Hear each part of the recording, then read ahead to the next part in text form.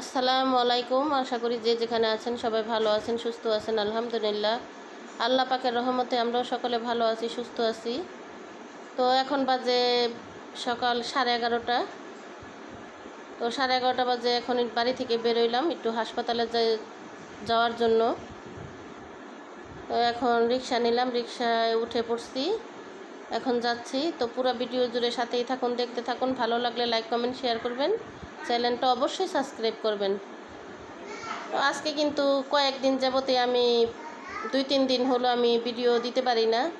আর এতটা পরিমাণে অবস্থা একটু খারাপই লাগতেছে, কারণ বিছানা থেকে উঠতে পারি না, খালি মাথা ঘোরায় আর শরীরও অনেকটা পরিমাণ দুর্বল লাগে। এই কারণে আর কি, কারণ ভিডিও বানাতে হয়, ভিডিওতে ভয়েস দিতে হয়, এই কারণে আর কি আমি ভিডিও ছাড়ি না। তো এর জন্য আমি অনেক দুঃখিত।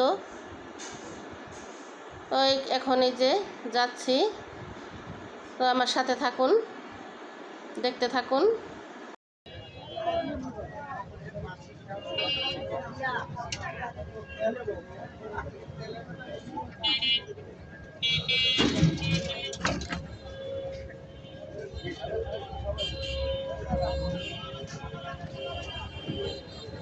এই বারবার পানি দাও।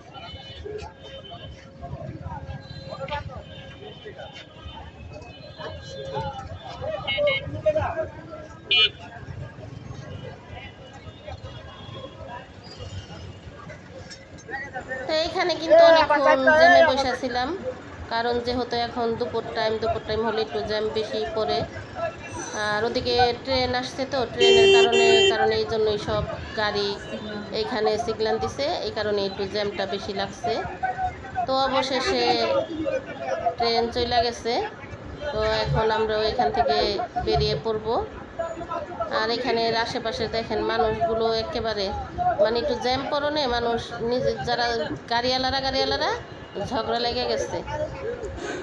তো এখন আমাদের গাড়ি এখান থেকে বেরোইতে পারতেছে না। আর এই হাসপাতালে আসলে না আরও সকালে আসতে হয়। তো যখনই আসি আমি তখন আরও সকালে আসি, 6টা-7টার দিকে আসি।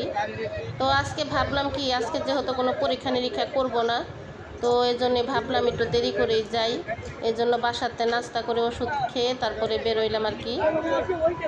তো আসার পরে যেখানে এতক্ষণ বসে থাকতে হবে এটা তো আর ভাবি নাই। তো যাই হোক, বাসায়ও সমস্ত কাজকর্ম পড়ে আছে, রান্নাবান্না সব কিছুই আছে।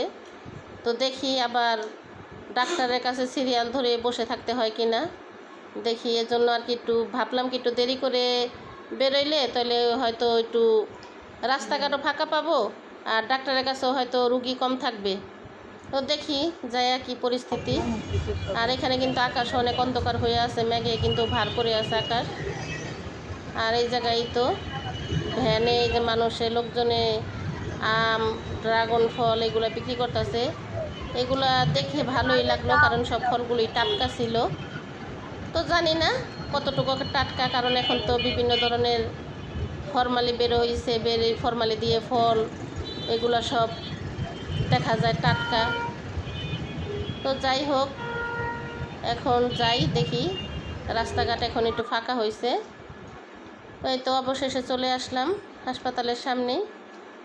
আর এখানকার পরিবেশটা কিন্তু আমার কাছে খুবই ভালো লাগে, কারণ দোনো পাশেই গাছগাছালি দিয়ে ভরা। তো এখানে এখন ওই যে দারোয়ান বসে আছে, কারণ যেহেতু এখন আবার করোনাটা বাইরে গেছে, এই কারণে এই যে দারোয়ান বসে থাকে আর সবার হাতে হ্যাক্সোসল দেয়, হাত ধুয়ে তারপরে ভিতরে ঢুকায়। তো এখানে আমি আসার পরে দেখি 6 জন রুগী আছে এখনও।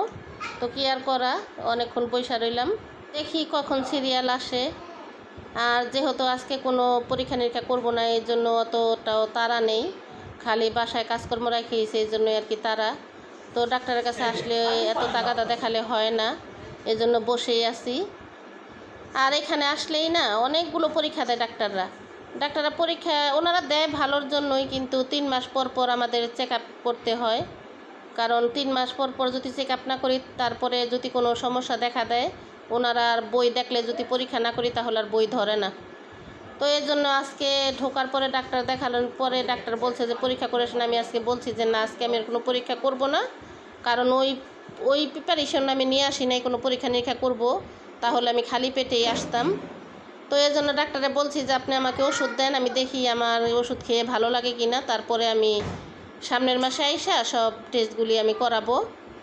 তো এই তো ঘুরে ঘুরে একটু এখানে আমি দাঁড়াইলাম, দাঁড়াই একটু এইগুলি দেখতেছিলাম। এই জায়গার ফুলগুলি না আমার কাছে খুবই ভালো লাগে গাছে। তো এখন এই যে অবশেষে বাড়ির উদ্দেশ্যে এখন বাড়িতে চলে যাচ্ছি।